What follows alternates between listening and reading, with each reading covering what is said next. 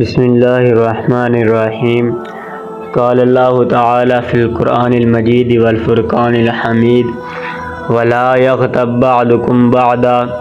ایحب احدکم ان یأکل لحم اخیہ میتا فکرہتموہ آمنت باللہ صدق اللہ مولانا العظیم وصدق رسولہ النبی الکریم الامین الرؤوف الرحیم ان اللہ وملائکتہ یصلون علی النبی یا ایہا الذین آمنوا صلوا علیہ وسلموا تسلیما الصلاۃ والسلام علیک یا سیدی یا رسول اللہ وعلی آلک واصحابک یا سیدی یا حبیب اللہ الصلاۃ والسلام علیک یا سیدی یا رحمۃ للعالمین وعلی آلک واصحابک یا سیدی یا خاتم النبیین۔ مذکورہ آیت کے اندر خالق کائنات نے ارشاد فرمایا ولا یغتب بعضکم بعضا، اور ایک دوسرے کی غیبت نہ کرو۔ ایحب احدکم، کیا پسند کرتا ہے تم میں سے کوئی ایک، ان یأکل لحم اخیہ میتا، یہ کہ وہ اپنے مردار بھائی کا گوشت کھائے۔ فکرہتموہ، پس یقیناً یہ تمہیں گوارا نہ ہوگا۔ دوستان محترم، حضور نبی کریم صلی اللہ تعالیٰ علیہ وآلہ وسلم نے ارشاد فرمایا کہ اپنے آپ کو غیبت سے بچاؤ، اپنے آپ کو غیبت سے بچاؤ، بے شک غیبت زنا سے بھی بڑا گناہ ہے، کیونکہ جب ایک آدمی زنا کرتا ہے تو زنا کے بعد وہ اللہ تعالیٰ کی طرف توبہ کرتا ہے تو اللہ اس کی توبہ کو قبول کر لیتا ہے۔ لیکن غیبت کے بارے میں آتا ہے کہ وَإِنَّ صَاحِبَ الْغِیبَةِ لَا يُغْفَرُ لَهُ حَتَّى يَغْفِرَ لَهُ صَاحِبُهُ، اور غیبت کرنے والے کی بخشش اس وقت تک نہیں ہوتی جب تک وہ شخص معاف نہ کرے جس کی غیبت کی ہے۔ دوستو، سوچنے کی بات ہے کہ ہر شخص جانتا ہے کہ زنا ایک بہت ہی بڑا گناہ ہے، زنا بہت ہی بڑا گناہ ہے، اور اس سے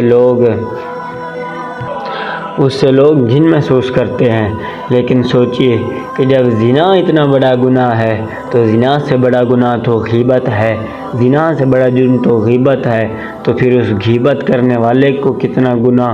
ہوگا۔ تو اگر ہم ایسے ہی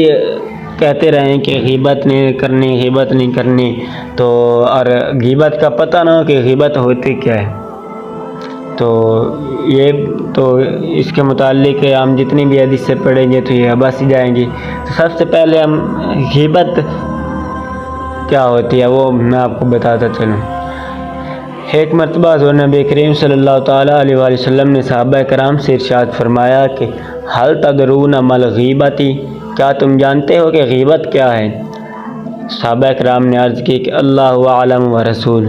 یعنی اللہ اور اس کا رسول ہی زیادہ بہتر جانتا ہے۔ تو حضور نبی کریم صلی اللہ تعالیٰ علیہ وآلہ وسلم نے ارشاد فرمایا غیبت یہ ہے کہ ذکرک اخاک بما یکرہ، تم اپنے بھائی کا اس طرح ذکر کرو جس کو وہ ناپسند کرتا ہے۔ پھر پوچھا گیا یا رسول اللہ، اگر وہ بات اس میں موجود ہو، یعنی کہ جو ہم اس کی پیٹھ پیچھے بات کر رہے ہیں وہ اس میں موجود ہو، تو حضور نبی کریم صلی اللہ تعالیٰ علیہ وسلم نے فرمایا جو بات تم کہہ رہے ہو اگر وہ اس شخص میں ہو تو تم نے اس کی غیبت کی، اور اگر اس میں نہ ہو تو تم نے اس پر تہمت لگائی۔ تو دیکھیں دوستو، آج کل ہمارے معاشرے میں یہ ٹرینڈ بن گیا ہے کہ ہر شخص دوسرے کی بات پیٹھ پیچھے کر رہا ہے۔ کوئی چھوٹی سی بات مل جائے تو اس کو بہت بڑا کر کے جناب اس کے جو ہیں رشتہ دار ان کے سامنے کر دینا، اور عورتیں تو آج کل کی عورتیں جو ہیں وہ غیبت میں بے انتہا بے حد بہت ہی کمال درجے تک پہنچ گئی ہیں، اس کی تو کوئی حد ہی نہیں ہے نا۔ کوئی تھوڑی سی بات سنی ہے تو اس کو بھی آگے لازمی پہنچانا ہے۔ اور کہتے ہیں نا کہ ہمارے ایک بات مشہور ہے کہ اگر کوئی خبر پہنچانی ہو نا، یعنی کہ اگر کوئی خبر پورے محلے تک پہنچانی ہو تو ایک عورت کو بتا دو وہ پورے محلے تک ہی پہنچ جائے گی۔ حالانکہ ہمیں اس سے بالکل بچنا چاہیے، ہمیں اس سے بالکل پرہیز کرنی چاہیے، کیونکہ غیبت کی حضور پاک صلی اللہ تعالیٰ علیہ وسلم کے احادیث مبارکہ میں غیبت کی بہت مذمت کی گئی ہے، اور ہم غیبت کو کوئی گناہ سمجھتے ہی نہیں، ہم کہتے ہیں کہ کوئی نہیں۔ اور آج کل کے کچھ لوگ تو ایسے بھی ہیں کہ اگر ان سے کہا جائے نا کہ یار غیبت ہے نہ کرو، دوسرے بھائی کی بات پیٹ پیچھے نہ کرو، تو وہ کہتے ہیں یار ہماری تو اصلاح کی نیت ہے، ہو سکتا ہے کہ وہ اسے اصلاح کر لے۔ لیکن یار اگر تمہاری اصلاح کی نیت ہے تو اس کے سامنے آؤ نا، اس کے سامنے بیٹھ کے کرو، اس کو سائڈ پر لے جاؤ، کہو کہ بھائی تمہارے اندر یہ خامی ہے، اس کو دور کر لو۔ اصلاح کرنی ہے تو اصلاح ایسے کرو، یہ کیا اصلاح ہوئی کہ نہ وہ موجود نہیں ہے، 10 لوگوں کا مجمع بیٹھا ہے، تم اس کی برائی کرنا شروع کر دو۔ اصلاح کرنے کا یہ تھوڑے طریقہ ہوتا ہے۔ حضور نبی کریم صلی اللہ تعالیٰ علیہ وسلم نے ارشاد فرمایا کہ شب معراج میں نے ایسی قوم کو دیکھا جو اپنے چہروں کو اپنے ناخنوں سے چھیر رہے تھے، اپنے چہروں کو اپنے ناخنوں سے چھیر رہے تھے۔ حضرت جبرائیل علیہ السلام سے عرض کیا کہ یا رسول اللہ، یہ وہ لوگ ہیں جو لوگوں کی غیبت کیا کرتے تھے، یعنی قیامت کے دن وہ لوگ جو دوسروں کی غیبتیں کرتے ہیں، وہ لوگ جو بات جو ہیں وہ لوگوں کی باتیں آگے پہنچاتے ہیں، وہ خود اپنے چہروں کو اپنے ناخنوں سے چھیر رہے ہوں گے۔ دیکھیے دوستو، غیبت کرنے والا بروز قیامت ہے، قیامت کے دن کس قدر مصیبت میں مبتلا کیا جائے گا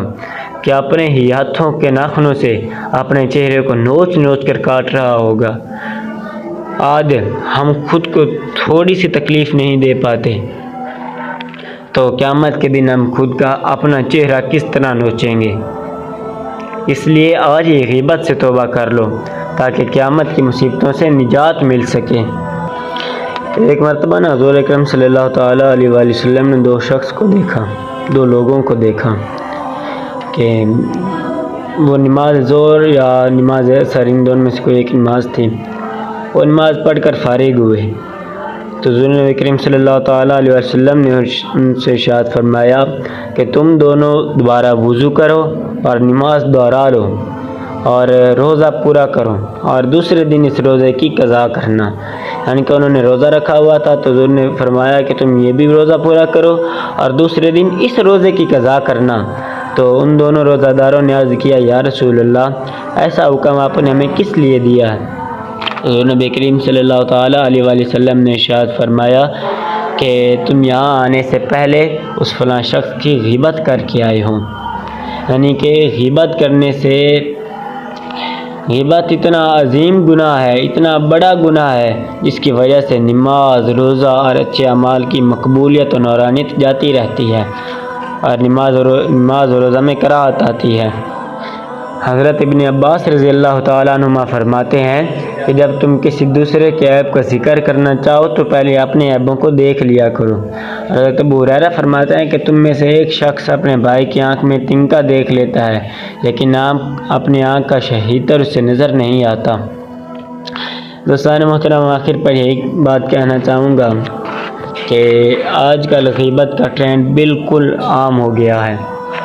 ہر شخص غیبت کر رہا ہے۔ تو آپ کے سامنے حدیثیں پیش کی ہیں، حضور پاک صلی اللہ تعالی علیہ وسلم کے فرامین پیش کیے، حضرت ابن عباس کا قول، حضرت ابو ہریرہ کا قول نقل کیے کہ غیبت کرنے والا ان کی کس طرح مذمت کی گئی ہے، لیکن پھر بھی اگر ہم غیبت سے باز نہ آئے تو ہمارا یہ سب پڑھنے کا، ہمارا یہ سب سننے کا کیا فائدہ؟ دعا ہے کہ اللہ تعالیٰ آپ کو بھی اور مجھے بھی غیبت سے بچائے۔